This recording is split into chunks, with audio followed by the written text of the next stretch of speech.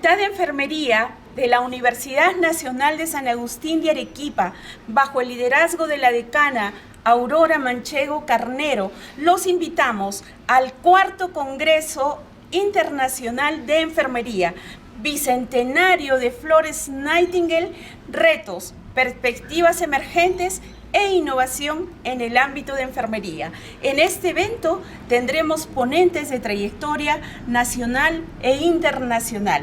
Estaremos tratando temas como investigación, innovación, emprendedurismo, cuidado humano en tiempos de pandemia y retos en la formación universitaria. Los esperamos.